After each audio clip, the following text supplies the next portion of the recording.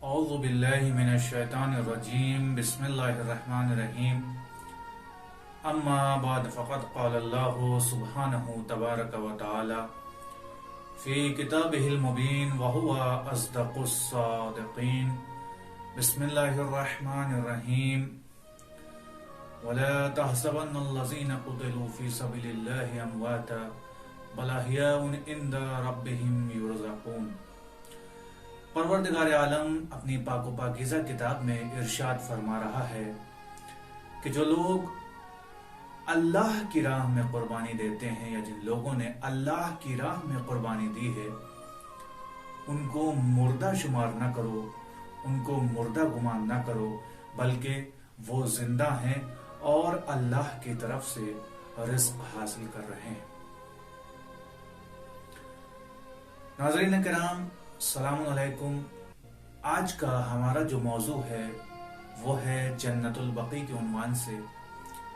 کیونکہ آج 8 شوال ہے اور 8 شوال کو وہ المناک واقعہ تاریخ میں درج ہے کہ جس کو بھلایا نہیں جا سکتا ہے۔ سن 1925 میں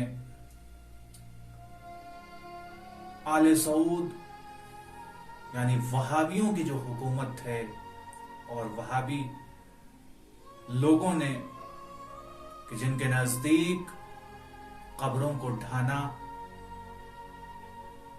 کوئی قبیح عمل نہیں ہے، بلکہ ان کے نزدیک قبروں کی زیارت کرنا بھی اور اس پر جا کر ان سے توسل کرنا بھی، چاہے وہ کتنے ہی بڑے رسول کی قبر کیوں نہ ہو، کتنے ہی بڑے خلیفہ کی قبر کیوں نہ ہو، ان کے نزدیک جائز نہیں ہے۔ یہی وجہ ہے کہ ان ناپاک شخصیتوں نے، جس کو وہابی قوم کہتے ہیں، انہوں نے دین اسلام کی اہم ترین رکن کہ جس کو رسول خدا صلی اللہ علیہ وآلہ وسلم کہتے ہیں، کہ جس نے ہمیں دین کی صحیح نالج دی، کہ جس کے ذریعے سے پوری دنیا میں دین اسلام پھیلا ہے، ہمارے اور آپ کے آخری نبی حضرت محمد مصطفیٰ صلی اللہ علیہ وآلہ وسلم، انہی کی بیٹی کی قبر کو مسمار کر دیا اور اس کو منہدم کر دیا۔ اور صرف آپ کی بیٹی کی ہی قبر کو منہدم نہیں کیا ہے، بلکہ وہاں پر بہت سی ایسی قبریں ہیں کہ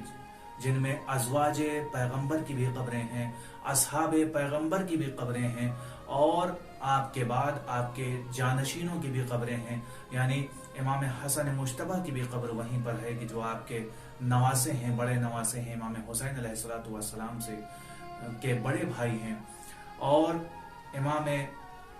زین العابدین علیہ السلام، امام باقر علیہ السلام، امام جعفر صادق علیہ السلام کی بھی قبر مبارک وہیں پر ہے۔ لہذا ان وہابیوں نے اتنا بھی نہیں سوچا کہ یہ رسول کی آل ہیں، کم از کم ان کے روضوں کو نہ ڈھائیں اور ان کی قبروں کو مسمار نہ کریں، منہدم نہ کریں۔ ذرا سوچئے کہ آج رسول خدا کے دل پر کیا گزر رہی ہوگی، آج امام علی ابن ابی طالب علیہ السلام کے دل پر کیا گزر رہی ہوگی، امام حسین علیہ السلام کے دل پر کیا گزر رہی ہوگی کہ آپ کی اکلوتی بیٹی ہیں، کہ جن کے احترام میں جب بھی وہ آپ کی خدمت میں آتی تھیں آپ کھڑے ہو جایا کرتے تھے۔ رسول خدا کا یہ شیوا یہ تھا کہ جب بھی جناب فاطمہ زہرا سلام اللہ علیہ آپ کی خدمت میں آتی تھیں تو آپ اپنی جگہ سے ان کے احترام میں کھڑے ہو جایا کرتے تھے، یا جب بھی آپ کے گھر آتے تھے تو پہلے احترام میں دق الباب کیا کرتے تھے، اجازت طلب کرتے تھے تب گھر میں داخل ہوتے تھے۔ اور ایسے ہی نہیں بلکہ جناب رسول خدا صلی اللہ علیہ وآلہ وسلم نے جناب فاطمہ زہرا سلام اللہ علیہا کو ایک بہترین لقب دیا ہے اور ارشاد فرمایا ہے کہ فاطمہ تو بضعۃ منی، فاطمہ میرے جگر کا ٹکڑا ہے، اور جس نے اس کو اذیت دی اس نے مجھے اذیت دی۔ تو آپ ذرا اندازہ لگا لیجئے کہ اس آل سعود نے، ان وہابیوں نے اگر آپ کی بیٹی کو اذیت پہنچائی ہے، یعنی وہ بیٹی کہ جس کو زندگی میں بھی چین اور سکون نصیب نہیں ہوا اور مرنے کے بعد بھی آپ کی قبر مطہر کو بھی نہیں چھوڑا گیا، زندگی میں آپ کی پسلیوں کو توڑ دیا گیا، آپ کو طرح طرح کی اذیتیں پہنچائی گئیں، چاہے آپ کو ہو یا آپ کے شوہر حضرت علی ابن ابی طالب کو ہو۔ جب گھر میں کسی کو بھی کسی بھی طریقے کی کوئی اذیت ہوتی ہے نا میرے عزیزوں، تو آپ بہترین اندازہ لگا سکتے ہیں کہ ہماری خود کی کیفیت کیا ہوتی ہے جب آپ کے سامنے آپ کے شوہر نامدار کہ جو کائنات کے امام ہیں، یعنی رسول خدا کے جانشین ہیں اور خلیفہ بلا فصل ہیں، جب ان کو اذیت پہنچائی جا رہی ہوگی تو جناب فاطمہ زہرا سلام اللہ علیہا کی حالت کیا ہوگی اور کیفیت کیا ہوگی، اس کا اندازہ ہم نہیں لگا سکتے۔ اور خود اس کے بعد جناب فاطمہ زہرا سلام اللہ علیہا پہ اتنی اذیت کہ 18 سال کی عمر میں آپ ضعیفہ نظر آ رہی۔ اور یہی نہیں عزیزوں، بلکہ آپ کے شکم مبارک میں جو ایک ننھی سی جان تھی اس کو بھی قتل کر دیا گیا اور اس کو بھی مار دیا گیا۔ لہذا جناب فاطمہ زہرا کی ذات اقدس وہ ہے کہ جن کو زندگی میں بھی سکون نہیں ملا اور مرنے کے بعد بھی آپ کے قبر مطہر کو بھی نہیں چھوڑا گیا اور اس کو منہدم کر دیا گیا اور مسمار کر دیا گیا۔ پروردگار عالم قرآن مجید میں ارشاد فرما رہا ہے، کیا ارشاد فرما رہا ہے کہ جو لوگ اللہ کی راہ میں قربانی دیتے ہیں وہ مرتے نہیں ہیں، ان کو مردہ شمار نہ کرو بلکہ وہ زندہ ہیں اور اللہ کی طرف سے رزق کو حاصل کر رہے ہیں۔ تو میرے عزیزوں، اللہ کی راہ میں رسول سے بہتر کون اپنی زندگی کو گزار سکتا ہے؟ زندگی میں بھی رسول خدا نے ہر وہ کام کو انجام دیا کہ جس کو آپ کا رب، آپ کا پروردگار آپ سے دیکھنا چاہتا تھا، بلکہ وَمَا يَنْطِقُ عَنِ الْهَوَىٰ إِنْ هُوَ إِلَّا وَحْيٌ يُوحَىٰ، رسول خدا نے کوئی ایک کلمہ بھی اپنی زبان سے نہیں نکالا، کیونکہ آیت موجود ہے کہ وہ جو بھی بولتے تھے، جو بھی کہتے تھے، جو بھی ارشاد فرماتے تھے وہ اللہ کی طرف سے وحی ہوتی تھی، اس کے بعد ارشاد فرماتے تھے۔ لہٰذا آپ کی زندگی کا ایک ایک لمحہ اللہ کی راہ میں آپ نے جو ہے اس کا استفادہ کیا ہے اور اللہ کی راہ میں اپنی زندگی کا ایک ایک لمحہ بسر کیا ہے۔ تو میرے عزیزوں، یہ کیسے ممکن ہے شہادت واقع نہ ہو؟ کیسے ممکن ہے کہ آپ کی وفات اللہ کی راہ میں نہ ہو؟ لہٰذا پروردگار عالم ارشاد فرما رہا ہے کہ جو لوگ اللہ کی راہ میں قربانی دیتے ہیں ان کو مردہ شمار نہ کرو بلکہ وہ زندہ ہیں، اور پھر تاکیداً ارشاد فرما رہا ہے کہ صرف زندہ ہی نہیں ہے بلکہ وہ اللہ کی طرف سے رزق پا رہے ہیں۔ تو رسول اکرم کی ذات سے زیادہ کون ایسی ذات ہوگی کہ جس نے اللہ کی راہ میں اپنی زندگی کو گزارا ہے؟ تو جب رسول خدا اپنی بیٹی کی قبر کو منہدم ہوتے ہوئے دیکھ رہے ہوں گے اور ایک عرصے سے اسی طریقے سے ان کی قبر مطہر دیکھ رہے ہوں گے کہ جس پہ ویرانی چھائی ہوئی ہے، جہاں ایک بہترین روضہ بنا ہوا تھا، لوگ زیارت کو جاتے تھے، لیکن ان ناپاک ہستیوں نے، اس آل سعود نے، ان وہابیوں نے اس کو مسمار کر دیا، اس کو منہدم کر دیا، اور آج نتیجہ یہ ہے کہ وہاں ویرانی پسری ہوئی ہے، وہاں کوئی زیارت کرنے کے لیے نہیں جا سکتا ہے، اس کو اصلاً اجازت نہیں دی جاتی ہے کہ وہاں پر زیارت کر سکے، بلکہ اس حد تک مٹانے کی کوشش کی ہے کہ وہاں پر قبروں کا نام و نشان باقی نہ رہے۔ لیکن یہ اللہ کا معجزہ ہے کہ وہاں پر ابھی بھی قبروں کے نشان باقی ہیں، وہ تمام معصومین کے قبور کے نشان باقی ہیں کہ جن کو مٹانے کی کوشش کی گئی تھی۔ اور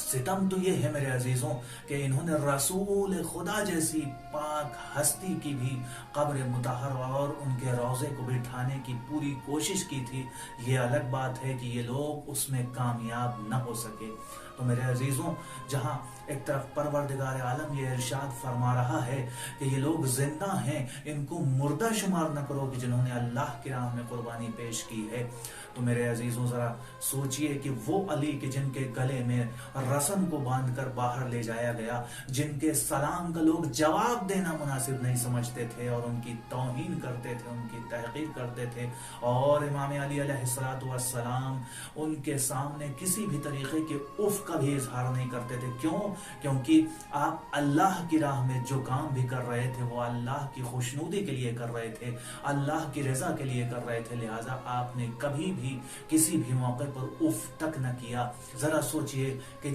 جب وہ اپنے شریک حیات جناب فاطمہ زہرا اور رسول خدا کی اکلوتی اور چہیتی بیٹی کی قبر مطہر پر نظر ڈالتے ہوں گے، اپنے بیٹے کے قبر مطہر امام حسن مجتبیٰ کی قبر مطہر پر نظر ڈالتے ہوں گے تو ان کے دل پر کیا گزرتی ہوگی۔ امام حسین علیہ السلام کہ جنہوں نے صرف اپنی ہی قربانی نہیں بلکہ اپنے بھرے گھر کی قربانی پیش کر دی، ان سے زیادہ اللہ کی راہ میں کس نے قربانی پیش کی ہے؟ ان سے زیادہ اللہ کی راہ میں اپنے بھرے گھر کی قربانی نہ آج تک کسی نے پیش کی ہے اور نہ رہتی دنیا تک شاید ہی کوئی پیش کر پائے۔ تو ذرا سوچئے کہ جب وہ اپنے مادر گرامی کی قبر مطہر کے ویرانی کو دیکھتے ہوں گے، جب وہ اپنی مادر گرامی کے قبر مطہر کو دیکھتے ہوں گے کہ جس کو مسمار کر دیا گیا، منہدم کر دیا گیا، تو ان کے دل پر کیا گزرتی ہوگی۔ میرے عزیزوں، میرے ناظرین، میں آپ سب سے یہ گزارش کرتا ہوں کہ جہاں جہاں جس طریقے سے بھی ممکن ہو، آج یعنی 8 شوال کو آپ سب ایک ساتھ مل کر اس آل سعود اور ان وہابیوں کے خلاف اپنی آواز کو بلند کریں اور یہ احتجاج کریں کہ جلد از جلد جناب فاطمہ زہرا سلام اللہ علیہا اور تمام معصومین ازواج پیغمبر اور صحابی کرام جن کی بھی قبور وہاں پر موجود تھیں ان کو پھر سے تعمیر کرایا جائے اور جنت البقیع کی پھر سے تعمیر نو ہو، اور اسی طریقے سے کہ جس طریقے سے معصومین کے روضے تھے اسی طریقے سے پھر سے ان کی تعمیر نو کرائی جائے اور دوبارہ اس طریقے کی خبیثانہ حرکت کسی بھی طریقے کی نہ ہو، اور اس کے بارے میں سوچے بھی نہیں کہ ہاں ان کو مسمار کرنا ہے اور ان کو منہدم کرنا ہے۔ جب ہم ایک ساتھ متحد ہو کر ایک ساتھ کھڑے ہو کر احتجاج کریں گے، چاہے سنی ہو، چاہے وہ کسی بھی مذہب و ملت سے ہو، یہ ہمارے رسول کی بیٹی کا مسئلہ ہے، یہ ہمارے رسول کے نواسوں کا مسئلہ ہے، یہ ہمارے رسول کے جانشین کا مسئلہ ہے، یہ ان تمام تر ہستیوں کا مسئلہ ہے کہ جن کا کسی نہ کسی طریقے سے رسول سے واسطہ تھا، ان کی قبروں کو منہدم کیا گیا ہے۔ جنت البقیع کے انہدام کا مسئلہ ہے، جنت البقیع کے مسمار کرنے کا مسئلہ ہے، لہٰذا ہم سب کا یہ فریضہ ہے کہ ایک ساتھ مل کر کھڑے ہوں اور احتجاج کریں اور اپنی آواز کو بلند کریں اور ان ناپاک ہستیوں تک اپنی آواز کو پہنچائیں تاکہ ان پر کسی طریقے کا کوئی اثر پڑے اور یہ پھر سے اس جنت البقیع کی تعمیر نو کرائیں اور جناب فاطمہ زہرا رسول خدا کی اکلوتی اور چہیتی بیٹی کی جن کو جگر کا ٹکڑا کہتے ہوئے رسول خدا نظر آتے ہیں، ان کے روضے کی پھر سے تعمیر کرائی جائے تاکہ ان کے روضے پر جو ویرانی پسری ہوئی ہے وہ ویرانی نظر نہ آئے، اور ان جب بھی جائیں تو ان کی زیارت کو بآسانی جا سکیں۔ بس عزیزوں، اپنی گفتگو کو یہیں تمام کروں گا۔ السلام علیکم۔